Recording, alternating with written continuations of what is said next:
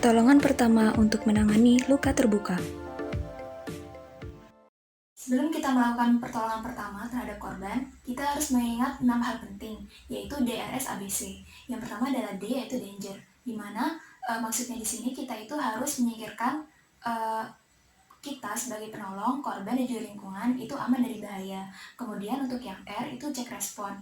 Jadi kita akan mengecek respon dari korban, apakah korban ini sadar atau tidak. Kemudian kalau untuk yang S itu tuh send for help, dimana kita nantinya bisa meminta bantuan dari orang sekitar apabila diperlukan pertolongan lebih lanjut.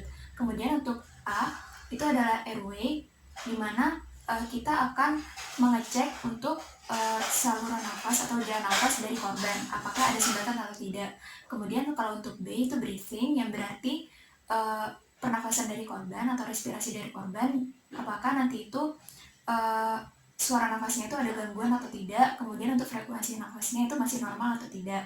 Kemudian kalau untuk sirkulasi atau C itu tuh nanti kita bisa mengecek untuk nadinya, terutama di nadi karotis korban, apakah terasa atau tidak. Kalau misalnya tidak terasa atau tidak ada nadi karotisnya, nanti kita bisa memberikan pertolongan berupa kompresi jantung atau CPR.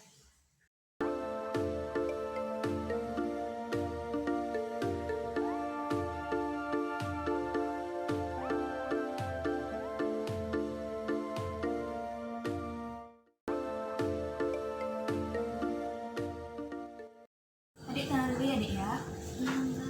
Nah, setelah korban dan penolong ada di tempat yang aman, kita bisa melakukan langkah selanjutnya, yaitu cek respon. Dan di sini korban bisa merespon dengan baik apa yang saya katakan. Kemudian untuk airway, breathing, dan sirkulasinya ini masih normal juga. Kemudian kita bisa melakukan untuk langkah-langkah penanganan terhadap lukanya. Sebelumnya, perkenalkan nama saya Andi. Di sini mau menolong buat lukanya Andi, apa nggak apa-apa? Oke.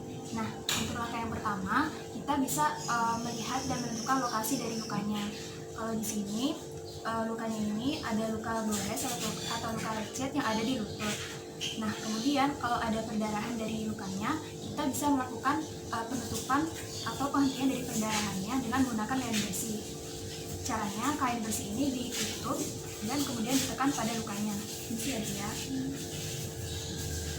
Nah, penekanan ini itu bisa dilakukan dalam sekitar 10 menit sampai lukanya itu berhenti, sampai perdarahan itu berhenti.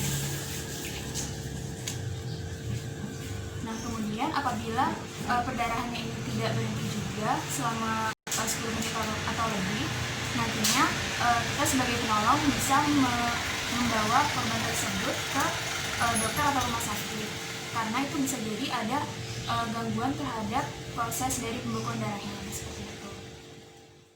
Nah, setelah perdarahan pada luka korban itu berhenti, kita bisa melakukan langkah selanjutnya, yaitu membersihkan luka korban. Kenapa perlu dilakukan pembersihan? Karena luka yang terdapat pada korban tadi, itu kan dia tadi terjatuh di tanah, dimana nanti pada lukanya itu terdapat kotoran-kotoran seperti debu atau pasir, sehingga kita perlu melakukan pembersihan terhadap kotoran tersebut supaya tidak terjadi infeksi. Kita bisa melakukan pembersihannya dengan menggunakan air bersih yang mengalir. Ini adik lukanya. Isi ya.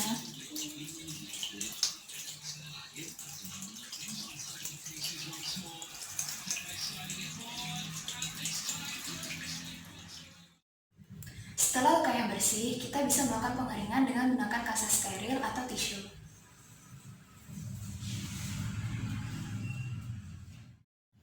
Nah, setelah itu kita bisa melakukan langkah selanjutnya, yaitu menutup luka korban. Nah, sebelum ditutup lukanya, kita bisa berikan povidone iodine di sekitar area luka korban.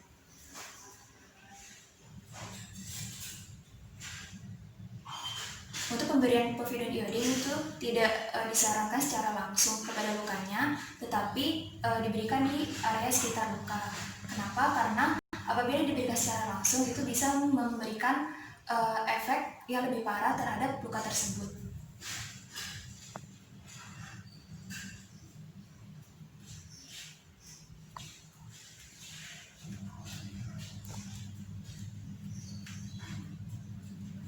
Kemudian setelah itu kita bisa menutup lukanya dengan menggunakan plester.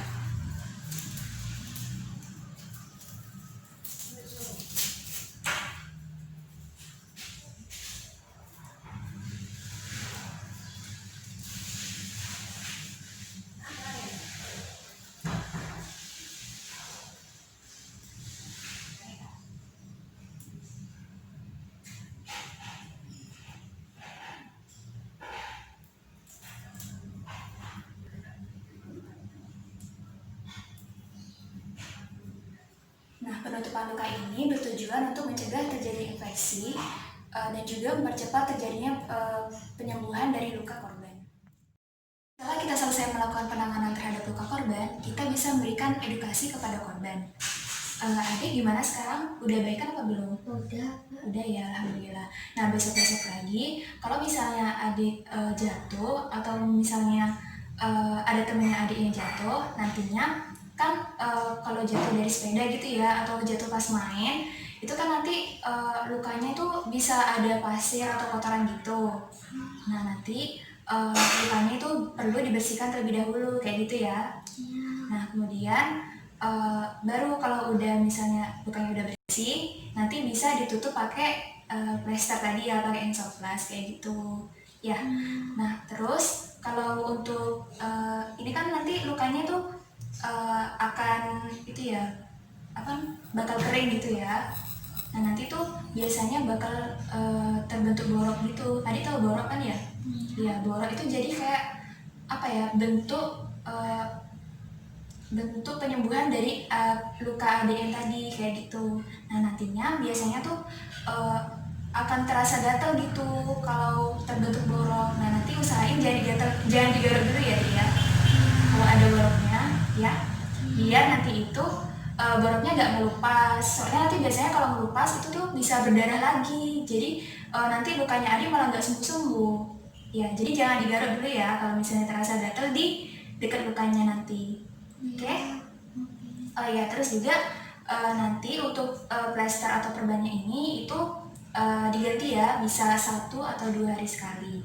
Biar nanti lukanya itu tetap bersih, terus juga aliran udaranya tetap ada gitu di lukanya. Kayak gitu ya, nanti bisa minta bantuan orang tua atau mbaknya adik. Gitu ya. Sekian video dari saya, semoga bermanfaat.